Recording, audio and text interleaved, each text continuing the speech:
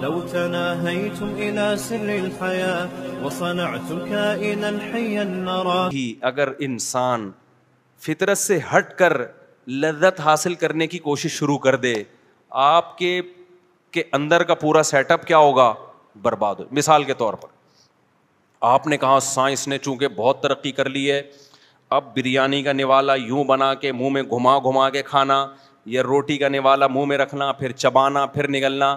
ابے یہ تو 10,000 سال پہلے انسان کیا کرتا تھا, اب تو ماڈرن لائف ہے, اتنا ٹائم کسی کے پاس نہیں ہے. روٹی لائے, بریانی لائے, بیگم سے بولا گرائنڈر میں چلا بھائی اس کو, ڈائریکٹ گلاس سے کیا کروں گا, بریانی پیوں گا میں. اور دلیل آپ نے یہ دی کہ بھائی بات تو ایک ہی ہے, ویسے بھی تو میدے میں ہی اتر رہی ہے نا وہ, اس میں جو گلوکوز ہے, اس میں جو بھی منرلز وغیرہ ہیں وہ جا کہاں رہے ہیں, پیٹ میں جا رہے ہیں. دانت کا کام تھا چبانا, تو چبانے کا کام میں گرائنڈر مشین سے کروا رہا ہوں. ڈاکٹر ہی بولے گا تھوڑے دنوں میں بھائی تیرا بیڑا غرق ہونے والا ہے, جزو بدن نہیں بنے گا, کیونکہ قدرت نے ایک پروسیس رکھا ہے. دانت اس لیے رکھیں کہ تو نے دانتوں سے تیرے باپ کو بھی چبانا ہے دانتوں سے, تیرے پاس ٹائم ہو یا نہ ہو. تبھی تو ڈاکٹر کہتے ہیں نا پھل کھاؤ, پھلوں کے جوس نہ پیو. حالانکہ بات تو ایک ہی ہے. ارے 6 آپ نے مالٹے کھا لیے اور 6 مالٹوں کا جوس پی لیا, دیکھنے میں ایک ہی بات ہے, لیکن حقیقت میں وہ 6 مالٹوں کا جوس شوگر لیول کو ہائی کر دے گا آپ کے. مالٹے نہیں کریں گے اس طریقے سے, ایک پروسیس ہے نا قدرت کا بنایا ہوا. تو مجھے ایک بات بتاؤ, روٹی ہضم کرنے کا ایک پروسیس ہے, اس میں دخل اندازی ہوگی تو آپ کا سارا کھانے پینے کا سیٹ اپ برباد ہوگا, آپ کا معدہ خراب ہو جائے گا آپ کا. تو بات حیا کے خلاف ہے لیکن سمجھانی پڑ رہی ہے. یہ جو انسان میں اللہ نے ایک سیکسول ڈیزائرز رکھی ہوئی ہیں, ان کو پورا کرنے کا بھی ایک نیچرل پروسیس ہے. اس سے ہٹ کے پورا کرو گے وقتی لذت حاصل ہوگی, اندر کا سارا سیٹ اپ کیا ہو جائے گا, برباد ہو جائے گا. تو فحش فلمیں دیکھنے والے یا ہینڈ پریکٹس کرنے والے, انہوں نے نیچر سے بغاوت کرتے ہیں.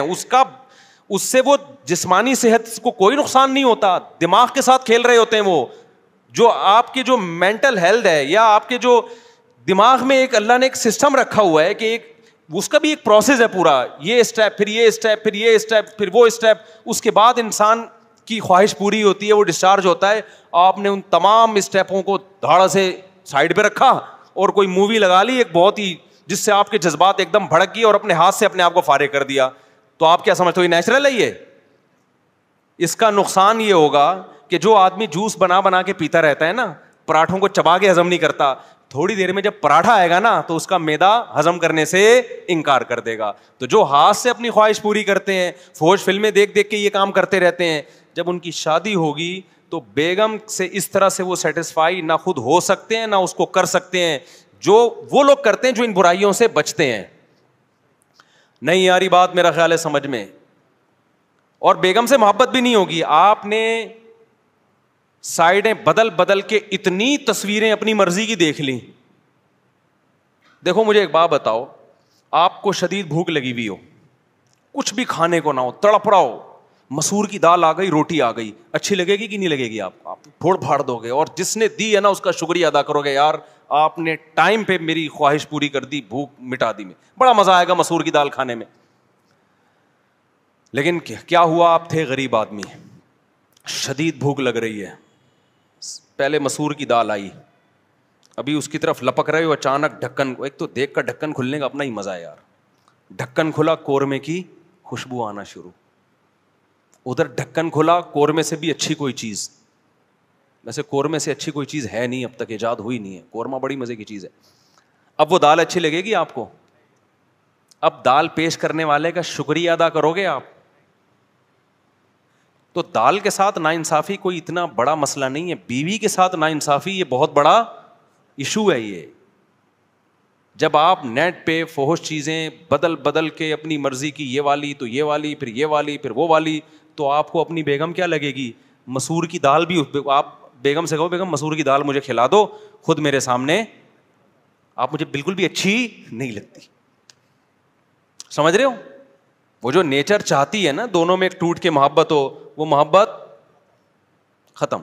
اکثر لوگ دلیل میں کہتے ہیں یار جو فحش فلمیں دیکھتے ہیں وہ اپنی بیگم کے پاس جاتے بھی ہیں, اور وہ ایسا بھی نہیں, ان کے تو اتنے بچے ہو گئے. تو بھائی کون کہہ رہا ہے کہ جاتے نہیں ہیں, یا ان کے بچے تو ہو جاتے ہیں, ہم بتا رہے ہیں کہ جو جذبات ہونے چاہیے وہ جذبات نہیں ہوتے, بیڑا غرق ہو جاتا ہے.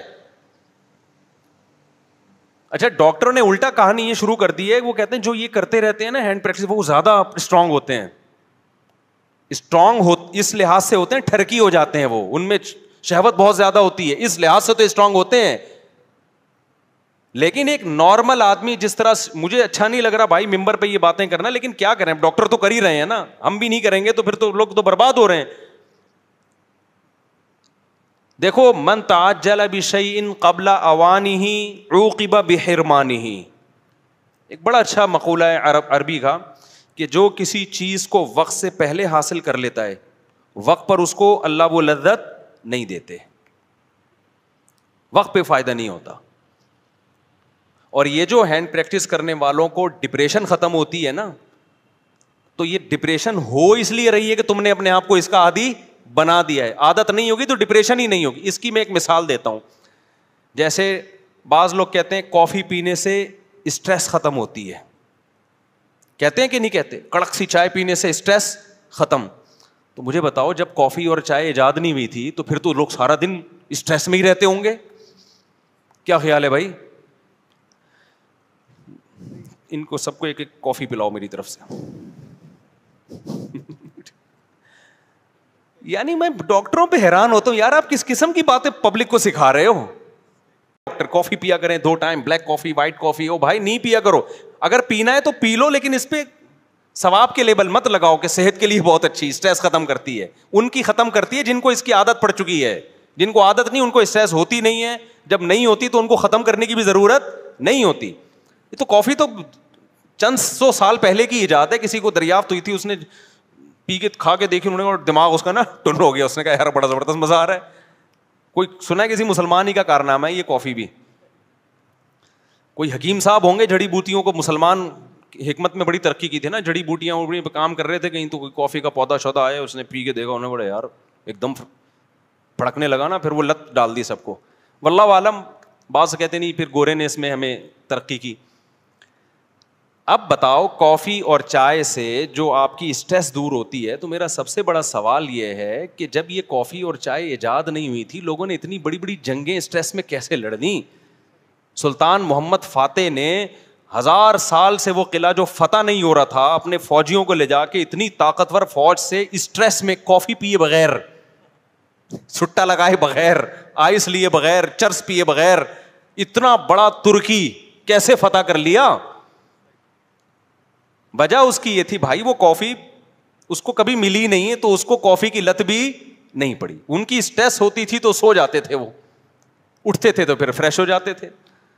تو یہ ان چیزوں کو پروموٹ خدا کا واسطہ نہ کریں. یہ کافی چائے شائے جو ہے نا, یہ کوئی صحت وحت کے لیے کچھ بھی نہیں ہے, فضول باتیں. اور بعض ڈاکٹروں کو تو ہم نے پکڑا ہے, BBC میں ایک ڈاکٹر صاحب پروموٹ کر رہے تھے کافی کو, پھر ان کی کسی تحقیق پتہ چلا یہ کافی والی کمپنی سے پیسے لے رہے ہیں ڈاکٹر صاحب, ان پہ کیس چل رہا ہے لندن میں.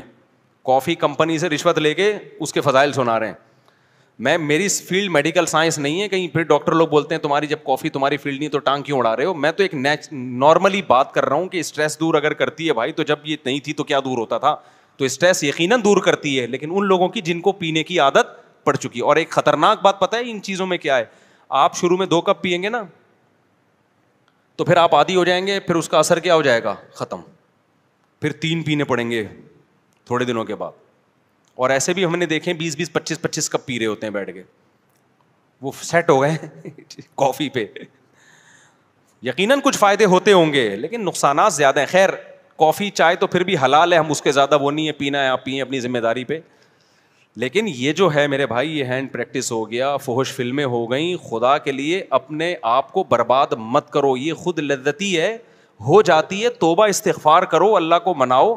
میں مانتا ہوں کہ جس کو یہ ہاتھ بات سے اپنی خواہش پوری کرنے کی عادت پڑ جائے تو یہ عادت بڑی مشکل سے چھوٹتی ہے. کتنے نوجوان بتاتے ہیں کہ ہم کوشش کر رہے ہیں, لیکن صحیح ٹریک پہ چلنے کی کوشش تو کرو نا, اس پہ اچھائی کا لیبل تو نہ لگاؤ. اللہ تعالیٰ غفور ہے, توبہ قبول کرنے والا ہے. ایک بار گناہ ہو گیا توبہ کرو, دوسری بار گناہ ہو گیا پھر توبہ کرو, تیسری بار گناہ ہو گیا پھر توبہ کرو.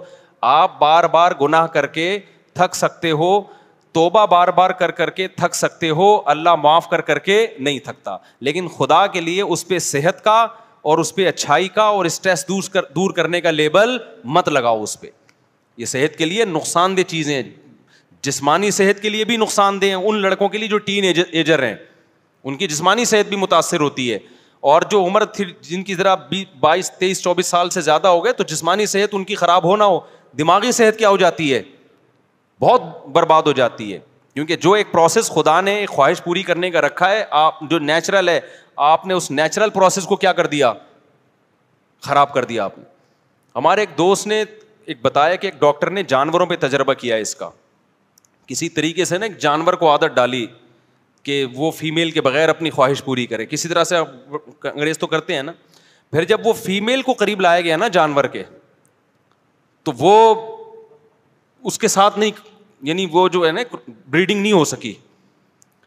تو اب میں بہت زیادہ کھل کے ان باتوں پہ بات نہیں کر سکتا, بس آپ سمجھ گئے ہیں کہ میں بتانا کیا چاہ رہا ہوں کہ نیچر کا کوئی آلٹرنیٹ نہیں ہو. ہوا و حرص والا دل بدل دے, میرا غفلت میں ڈوبا دل بدل دے.